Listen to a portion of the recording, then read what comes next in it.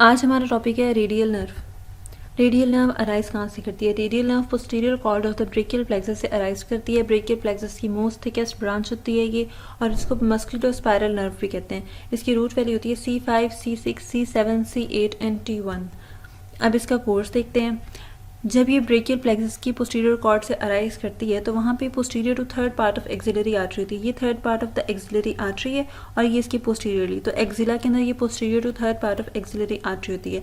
फिर एक्सिला से एग्जिट करती है और posterior to the brachial artery run करती है, और फिर जब पोस्टीरियरली रन करती है तो फिर पोस्टीरियर लैटरली डिसेंड करने लग जाती है, पोस्टीरियरली और समवॉट लैटरली डिसेंड करने लगती है। और फिर उसके बाद जब ये रीच करती है लोअर ट्रायंगुलर स्पेस को, तो वहाँ से लोअर ट्रायंगुलर स्पेस से ये मूव करती है और फिर एग्जिट करती है, आर्म के अंदर आ जाती है, posterior side of the arm में आ जाती है और रन करती है रेडियल ग्रूव में। रेडियल ग्रूव जो होता है ये ऑब्लिक सा पैसेज होता है हमारे पास, इस ऑब्लिक पैसेज में ये रन करती है और फिर फ्रंट साइड पे ह्यूमरस के आती है 5 centimetre below the deltoid tuberosity. फिर जब डेल्टॉइड ट्यूबरोसिटी से फ्रंट पे आती है तो ये पियर्स कर देती है लैटरल इंटरमस्कुलर सेप्टम को और लैटरली आ जाती है एंटीरियर कंपार्टमेंट के अंदर। अब जब ये एंटीरियर कंपार्टमेंट के अंदर आती है तो ये रीच करती है क्यूबिटल फोसा वाले रीजन में, और क्यूबिटल फोसा के अंदर आके below the level of lateral condyle, epicondyle, वहाँ पे आके ये डिवाइड कर जाती है एक सुपरफिशियल ब्रांच में और एक डीप ब्रांच में। Deep branch of the radial nerve को पोस्टीरियर इंटरोशियस ब्रांच कहते हैं और सुपरफिशियल ब्रांच इसकी कॉन्टिन्यूस होती है। अब इसकी ब्रांचेस देखते हैं। ब्रांचेस इसकी 3 तरह की होती हैं। मस्कुलर ब्रांचेस होती हैं, क्यूटेनियस ब्रांचेस होती हैं, आर्टिकुलर ब्रांचेस होती हैं। मस्कुलर ब्रांचेस किससे सप्लाई करती हैं? Muscles of the posterior compartment of arm and muscles of posterior compartment of the forearm को सप्लाई करती है। तो इसमें इंक्लूड होते हैं triceps, anconeus, brachialis, brachioradialis, extensor, carpi radialis longus. फिर क्यूटेनियस ब्रांचेस देती है आर्म के अंदर 3 तरह की क्यूटेनियस ब्रांचेस देती है हमारे पास, और आर्टिकुलर ब्रांचेस देती है एल्बो जॉइंट को। अब जो क्यूटेनियस सप्लाई ये आर्म के अंदर देती है वो कौन सी होती है? एक होती है posterior cutaneous of the arm, फिर lower lateral cutaneous of the forearm, posterior cutaneous of the forearm. अब पोस्टीरियर क्यूटेनियस ऑफ आर्म, इसके नाम से पता चल रहा है कि इसने आर्म के पोस्टीरियर सर्फेस को सप्लाई करना है स्किन को, और लोअर लैटरल क्यूटेनियस इसने क्या करना है, जो आर्म है उसके लैटरल पार्ट में, लोअर पार्ट में सप्लाई करना है, और पोस्टीरियर क्यूटेनियस होती है ये फोर आर्म की पोस्टीरियरली सप्लाई करेगी स्किन को।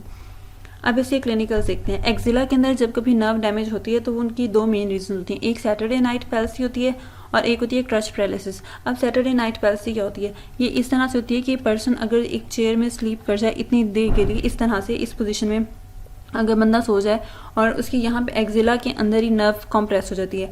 जब नर्व कॉम्प्रेस होती है तो वो डैमेज हो जाती है और उसके जितने भी मसल्स होंगे और सेंसरी सप्लाई होगी वो सारी अफेक्ट हो जाएगी। क्रच पैरालिसिस, इल फिटेड क्रचेज होते हैं हमारे पास, बेसाखी जिसको बोलते होते हैं, इसकी वजह से हम कॉम्प्रेस होती है रेडियल नर्व कॉम्प्रेस होती है, उसके बाद डैमेज हो जाती है और सारे एक्सटेंसर्स जो होते हैं और सारी क्यूटेनियस सप्लाईज की डैमेज हो जाती है। जब रेडियल नर्व डैमेज होती है तो रिस्ट ड्रॉप होता है, ये रेडियल नर्व का कैरेक्टरिस्टिक है। अगर कभी कोई पूछे कि रिस्ट ड्रॉप हो गई है तो बताएं किस नर्व का डैमेज है, तो आप बता देते हैं कि रेडियल नर्व का डैमेज है। अब है नर्व इंजरी। अगर हमारे पास एक्सिला के अंदर नर्व डैमेज हो गई है तो फिर उसके रिजल्ट क्या हैं, कॉन्सिक्वेंसेस क्या हैं? जब एक्सिला के अंदर डैमेज होती है तो मोस्टली ये superior to the triceps branches होती हैं। अभी ट्राइसेप्स को ब्रांचेस नहीं दी होती, पहले ही डैमेज हो जाती है। तो फिर यहाँ पे मसल डैमेज हमारे पास आएगा triceps, brachioradialis, supinator, extensors of the wrist, extensors of the fingers, और जितनी भी सेंसेशंस हैं ये सारी लॉस्ट हो जाएंगी और इस तरह से रिस्ट ड्रॉप हो जाएगी, रिस्ट एक्सटेंड नहीं कर सकेगी और फ्लेक्स रहेगी, इसको कहते हैं रिस्ट ड्रॉप।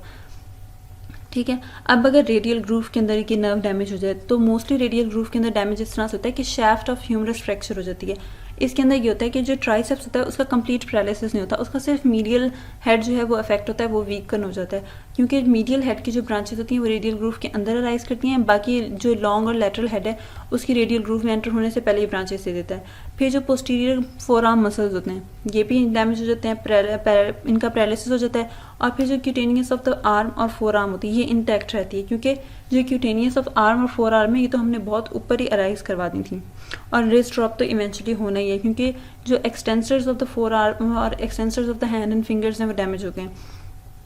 तो ये हो गई हमारे पास कंप्लीट।